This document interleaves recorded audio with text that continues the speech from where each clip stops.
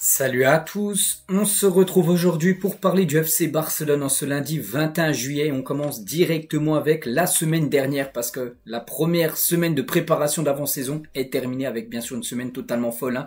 Voilà, vous vous souvenez les gars, lundi entraînement, mardi double séance d'entraînement, gros un jour sur deux, soit un entraînement, soit le lendemain, double séance d'entraînement. Donc ça c'est fini hier avec un entraînement. Donc reprise bien sûr cette semaine pour encore beaucoup d'entraînements. N'oubliez pas que le Barça, dès jeudi là, donc le 24, donc départ bien sûr du côté de l'Asie, en Corée du Sud et au Japon pour aller jouer 3 matchs amicaux bien sûr pour cette pré-saison. Et concernant l'entraînement, hier, voilà quelques photos, leurs 10 entraînements pour le 10, cette semaine le numéro 10 bien sûr du FC Barcelone, c'est Lamine Yamal, et c'est déjà son 10e entraînement bien sûr si on cumule tout ce qu'il y a eu la semaine dernière. Donc voici quelques photos, donc Lamine Yamal, on peut voir également Fermin Lopez, on peut voir Christensen lors de la séance d'entraînement, c'était hier, celle de dimanche, Jules Koundé également. Donc à noter que Dro et Geoffrey Toren monteront à bord de l'avion pour la tournée asiatique le 24 juillet prochain, donc là jeudi. D'autres jeunes joueurs rejoindront, mais pour l'instant Flick a pris cette décision que ces deux joueurs-là, donc Dro, un tout jeune joueur les gars, et Geoffrey Toren seront bien présents pour jouer bien sûr peut-être des matchs amicaux avec le FC Barcelone. On continue cette fois-ci les gars, on va parler de la grosse info, ça concerne Marcus Rashford et vraiment tout s'est accéléré hier dimanche et on peut le dire les gars que Rashford va devenir un nouveau joueur du FC Barcelone.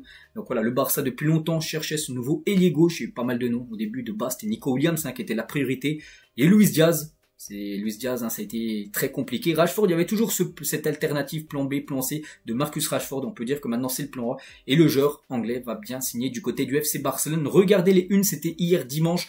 Donc Rashford culé en une journal Mundo Deportivo. Et là, une journal sport en gros. Signature bouclée, titre sport. Donc voilà, Rashford les gars, c'est quasiment fait à 99,9%. Il va rejoindre le FC Barcelone. Et même Fabrizio Romano le confirme les gars avec son Here We Go. Marcus Rashford va signer en prêt avec option d'achat au FC Barcelone. Donc voici à peu près la formule en gros de ce que ça va être. Donc 14 millions d'euros de salaire brut à l'année. Donc pour lui ça sera 7 millions d'euros. À noter les gars qui baisse son salaire quand même. L'Anglais a baissé son salaire de 15% pour venir du côté du FC Barcelone. Donc il y aura une option d'achat fixée à 30 millions d'euros dans un an. Lors de l'été 2026, le Barça, ils auront deux choix. Donc soit ils l'achètent, ils payent 30 millions d'euros, Rashford devient officiellement un joueur du FC Barcelone à 100%, ou soit ils disent non, on n'est pas assez satisfait de lui, et il retourne à Manchester United tout simplement. Donc voilà, concernant Rashford, à noter voilà, que Rashford il a déjà pris les choses en main, il n'a pas perdu de temps, il a déjà follow tous ses futurs coéquipiers. Donc voilà, on peut voir De Jong, Jules Koundé, Gavi, Cubarsí, Baldé, Rafinha, en gros il a follow tout le monde. Voilà, tous ses nouveaux collègues du côté du FC Barcelone. Et comme j'ai dit, ça devrait être officiel, certainement peut-être aujourd'hui, voire peut-être demain, on n'est pas quelques heures près, mais en tout cas une chose qui est sûre, c'est hier soir, il est bien arrivé à l'aéroport de Barcelone pour passer sa visite médicale qui doit avoir lieu aujourd'hui lundi. Donc regardez, une photo de lui qui a été prise hier à l'arrivée bien sûr. Hier dans les rues de Barcelone, on peut le voir avec le sourire parce que lui depuis longtemps, j'ai toujours dit les gars qu'il avait toujours ce rêve de jouer pour le FC Barcelone.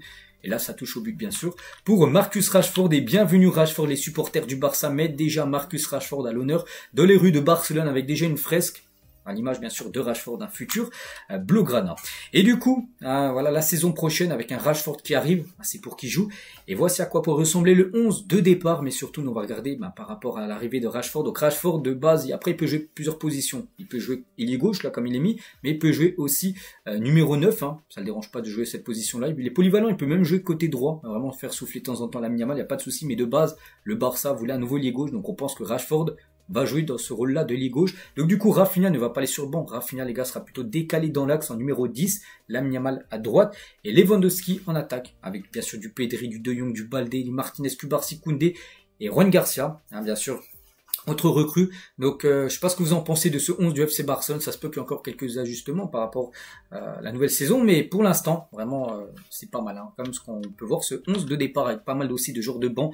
Avec voilà, même de cracks qui peuvent rentrer bien sûr en cours de jeu. Et un journaliste, il a dit Rashford est une recrue intelligente et axée sur les valeurs du Barça. Donc polyvalent, comme j'ai dit, il peut jouer toutes les positions en attaque. Numéro 10, numéro 9, à droite, à gauche, en ailier. Donc il aide, il a envie de rebondir.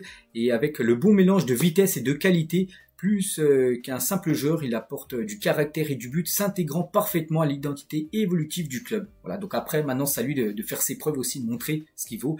On sait que dans sa carrière, il a eu des hauts et des bas. Rashford, des fois, les gars, il était considéré comme des périodes, les gars, il était considéré comme le meilleur joueur au monde actuellement. Voilà, sur quelques périodes, puis des fois, c'était très compliqué.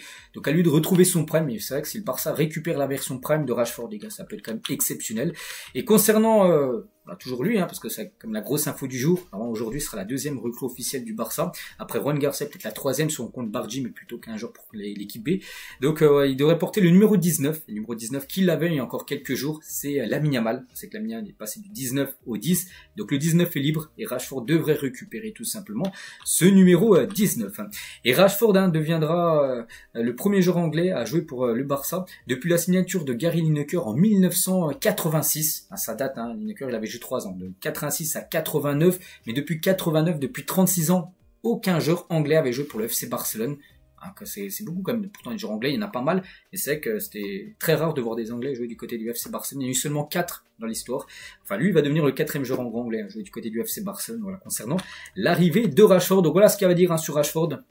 C'est quand même la grosse info du jour. On continue les gars, on va parler, ça c'est un gros coup dur, c'est le jeune Ibrahim Diarra, donc tout jeune joueur de l'équipe B, même de l'équipe C avec le 19, il avait été exceptionnel lors de la Ligue des Champions il y a quelques semaines, mais c'est un gros coup dur parce que il voulait montrer bien sûr Hansi Flick qu'il avait sa place pour être dans le groupe professionnel, et le problème c'est qu'il s'est blessé. La pépite de la réserve du Barça, Ibrahim Diarra, s'est blessé, ne voyagera du coup pas avec l'équipe principale pour la tournée au Japon. Donc comme j'ai dit jeudi, on lui souhaite bien sûr une très bonne récupération, un bon rétablissement à Ibrahim Diarra.